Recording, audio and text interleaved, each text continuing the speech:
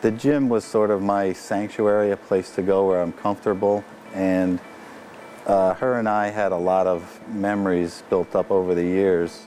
On January 6th, 2008, Jeff Jacksitz experienced every parent's worst nightmare.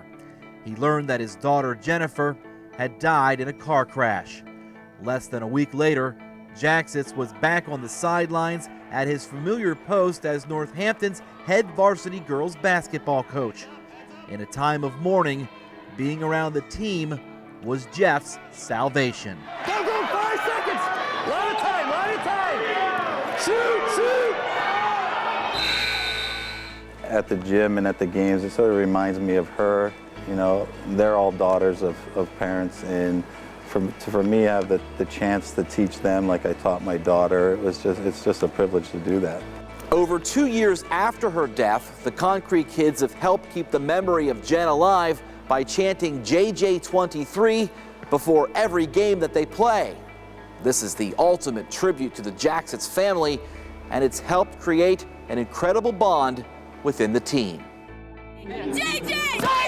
I think it means a lot to him because he knows that, she meant a lot to us and we still want her there with us, and that, she really guides us through the games and everything too. And, we need him there. He's a great coach, and, we just want him to know that we really appreciate all he does, and we help him through that too. He really likes that and everything.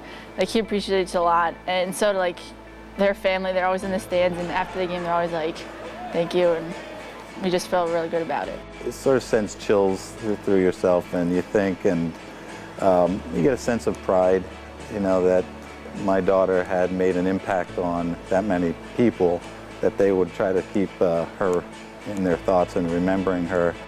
Call it, they're gonna crisscross. This year, Jeff Jacksitz may be doing the finest coaching job of his career.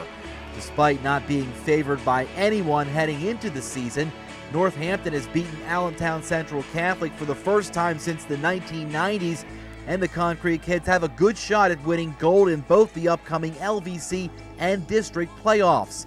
What happens down the stretch remains to be seen, but one thing is certain.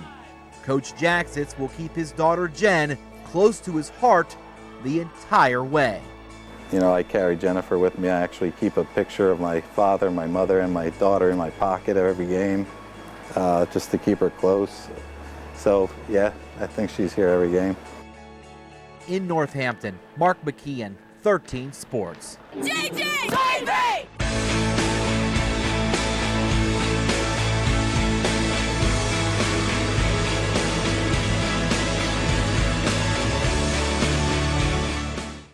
In Cambria County, Hurricane Sandy brought strong winds and lots of rain, but just 30 miles away in Somerset County, they got snow, more than a foot of it at Seven Springs. It started about 8 o'clock last night, converting from rain to snow. Within a matter of 45 minutes, we had received 4 inches of snow with thunder and lightning, and it just continued all night. A grand total right now of 14 inches. This is about the earliest. I think about 8 years ago we had it a couple weeks earlier when there were still leaves on the trees, but not this volume.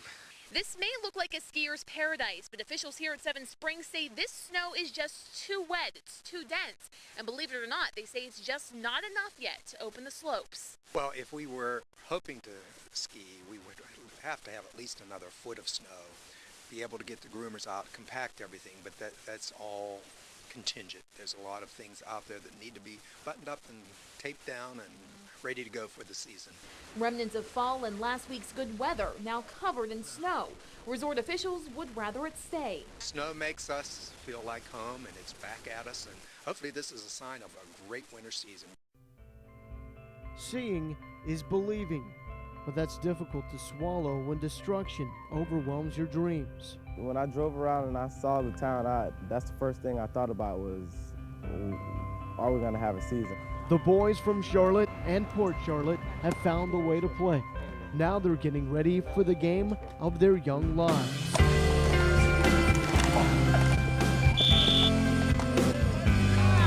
Hurricane Charlie has brought two rivals together. Here at Port Charlotte, they've shared halls and hearts.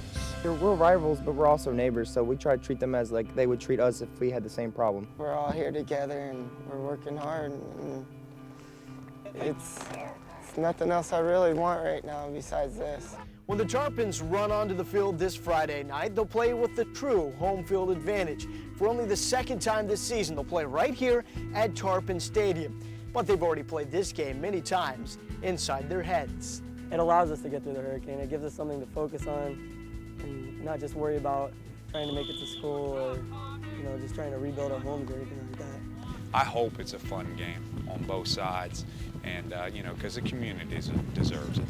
And it's basically two schools that have been sharing something. Hopefully they can share the game and have some fun. And chase down the dreams that were nearly blown away. It's our goal to win the district championship too. From the beginning of the season, we've been wanting that to be our goal. It's a dream.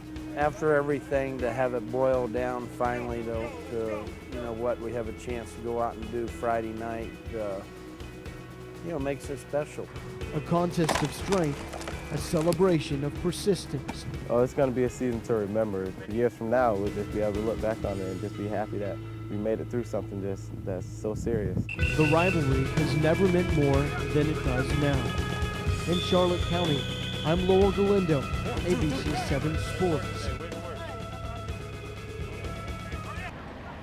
It all started as Johnstown police were called to the scene of a 4-car pileup on Route 56. Officials say the pileup was a result of a red pickup truck driving the wrong way, headed straight for oncoming traffic. Evan was in the pileup and tried to recall what happened. Next thing I knew, I looked, I hit the brakes. I actually hit all the way up there, and I drifted back to there after I got hit.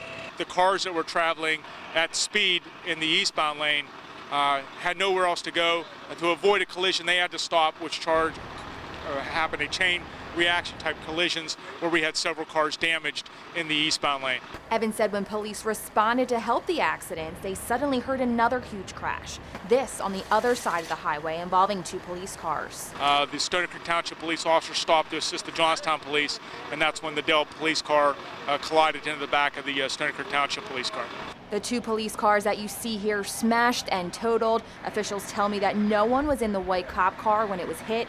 It is still unknown how the Dalboro police officer hit the parked Stony Creek car. All injuries were minor, including the officer who was taken to the hospital.